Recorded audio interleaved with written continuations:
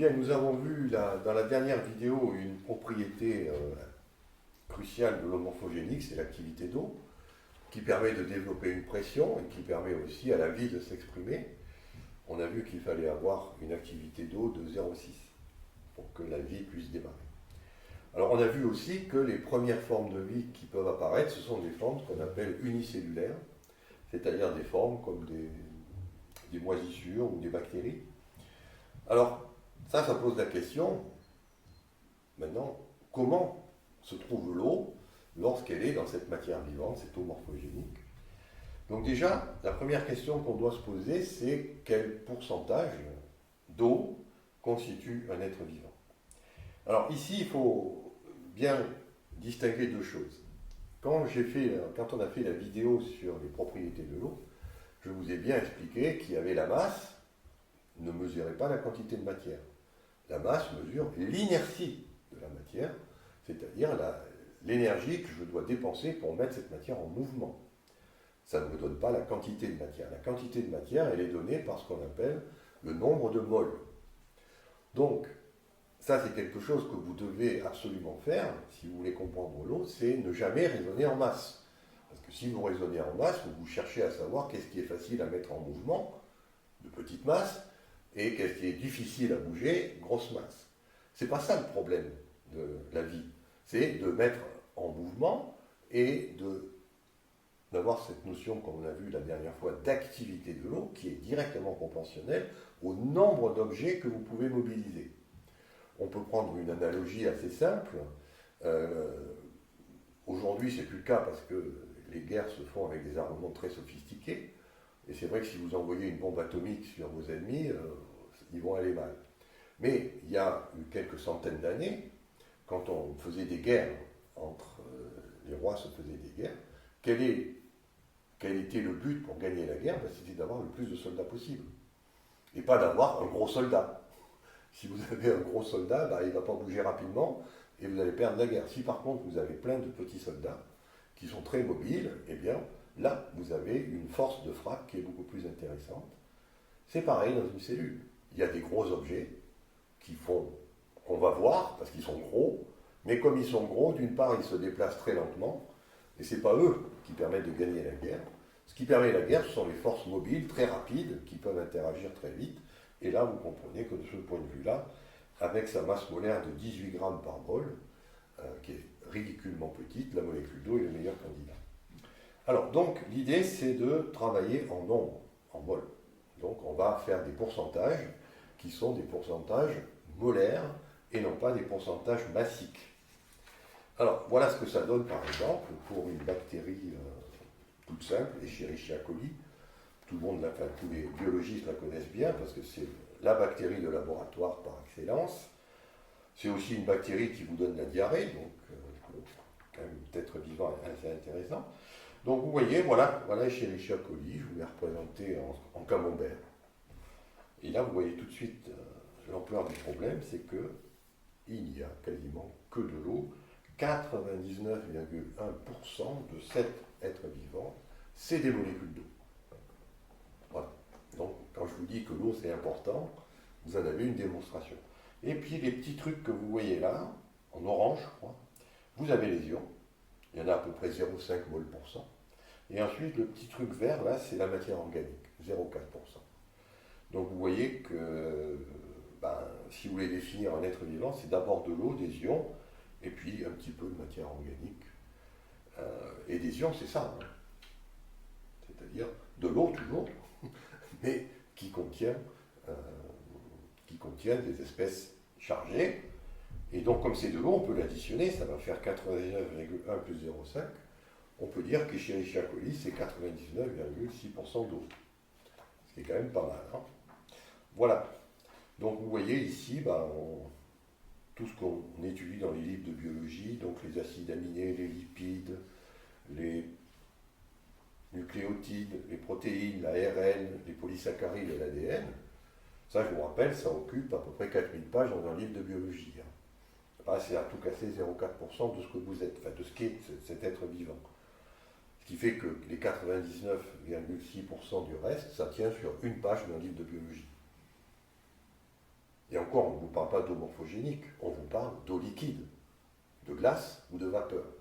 Donc vous voyez qu'il y a quand même un petit problème dans la biologie telle qu'on l'enseigne actuellement, c'est qu'un être vivant, c'est d'abord de l'eau, et c'est la dernière chose dont on parle dans les livres. D'où Vicky, pour vous signaler que l'eau c'est important, et que nous, on mettra l'accent sur l'eau, ici, dans ce programme Vicky, et non pas sur les matières organiques qui traînent, qui flottent dans cette eau. Alors on peut aussi faire un petit zoom. On peut faire un petit zoom ici sur les ions. C'est-à-dire qu'il y a des ions, il y en a 0,5% dans Escherichia coli, et on va trouver donc que l'ion de la vie, c'est le potassium.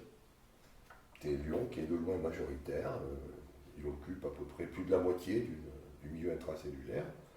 Et puis après, donc, il y a différentes autres espèces d'ions, mais déjà, il y a le potassium qui semble jouer un rôle crucial pour la matière vivante. Il y a bien sûr du sodium, mais en quantité beaucoup moindre. En fait, le sodium, c'est plutôt un cation du milieu extracellulaire. Le potassium, par contre, on va le trouver dans la cellule, en intracellulaire. Alors pourquoi il faut des ions? Eh bien, tout simplement parce qu'il y a des protéines à l'intérieur d'une cellule, et que ces protéines ont ce qu'on appelle des résidus polaires, qui peuvent être des acides carboxyliques, qui se dissocient dans l'eau pour créer des espèces, des charges négatives. Et donc les protéines en général sont négativement chargées. Donc comme dans la nature on ne peut trouver que des objets neutres sur le plan électrique, il va falloir amener un cation pour neutraliser la charge des protéines, neutraliser la charge de l'ADN. En fait, tous les biopolymères sont négatifs dans la cellule, tout le cation, et ce cation, c'est universellement le potassium. Voilà, donc ça on le sait très bien que le potassium, si vous jouez avec ça, vous jouez avec la mort. Hein. C'est-à-dire que si vous voulez tuer quelqu'un, c'est pas la peine d'employer un fusil, c'est pas la peine de l'éventrer avec un couteau, ça c'est des moyens primaires. Vous prenez simplement une seringue et vous lui injectez une bonne dose de KCl, et là il va mourir très vite. Voilà, ensuite, il y a plein d'autres ions, on ne va pas regarder ça en détail, il y a ceux qui s'intéressent iront voir le livre, où on a détaillé tout ça, mais surtout ce qui est intéressant, c'est de voir que tous ces ions sont en interaction. C'est-à-dire ils forment ce qu'on appelle un réseau d'interaction, et qui a des antagonismes et des préférences. Alors il y a un antagonisme par exemple qui est bien connu, c'est l'antagonisme entre le cuivre et le zinc. Si vous êtes en excès de zinc, vous manquerez les protéines, les enzymes à base de cuivre vont souffrir. Si vous êtes en excès de cuivre, ce sont les protéines à base de zinc qui vont souffrir. Donc ça veut dire que quand vous absorbez ces minéraux, quand l'être vivant est face à ces minéraux, ce n'est pas simplement si vous avez une carence qu'il faut absorber l'un plutôt que l'autre. C'est plutôt de voir que tout ça c'est en interaction, et vous voyez que le schéma est extrêmement complexe. C'est-à-dire bien malin celui qui est capable de comprendre ce genre de choses. C'est très difficile. Alors, en conclusion, pour cette vidéo, voilà à quoi ressemble un être vivant si vous le sortez, si vous enlevez toutes les options. C'est-à-dire tout ce qui est inutile à la vie. Alors, c'est inutile à la vie, c'est pas inutile pour vivre. Par exemple, c'est commode d'avoir des bras, c'est commode d'avoir un cerveau, c'est commode d'avoir un intestin, c'est commode d'avoir un cœur. Mais ça, ce n'est pas vital. Pour que la vie s'exprime, il vous faut un tube organique, un truc organique, par exemple, là il y a un peu de matière organique, beaucoup d'eau, et surtout des ions. Et vous voyez que vous allez faire une structure tubulaire. Tout être vivant peut être assimilé à un tube, en fait, décoré par des organes, des options. Et dans ce tube, qui est fait de matière organique, ça je vous l'ai expliqué précédemment, c'est parce qu'après l'eau, on trouve le carbone et l'azote comme éléments, atomes majoritaires dans l'univers. Donc dans ce tube organique, on va faire circuler de l'eau et des ions. Et là, la règle devient simple, c'est que tant que ce flux se maintient, eh bien vous êtes vivant. Dès que ce flux s'arrête, vous êtes mort. Voilà, donc la vie c'est tout simplement la capacité que vous avez à pouvoir faire circuler de l'eau et des ions dans votre corps. Et on a donc une définition qui est extrêmement simple de la vie, mais c'est précisément ce qu'il nous faut, des définitions simples, parce que s'il faut commencer la vie par s'il faut définir la vie par 4 pages de texte, là, on sait qu'on est à côté de la plaque. Donc ici, vous avez quelque chose de très simple, de l'eau, des ions, qui circulent dans un tube organique. Si la circulation est libre, on peut montrer que ça veut dire que l'entropie aussi circule bien. À ce moment-là, vous êtes en bonne santé. Si jamais ces flux sont perturbés, l'entropie ne s'évacue plus et vous commencez à avoir ce qu'on appelle une pathologie. Et si ce flux s'arrête, ben vous êtes mort. Merci.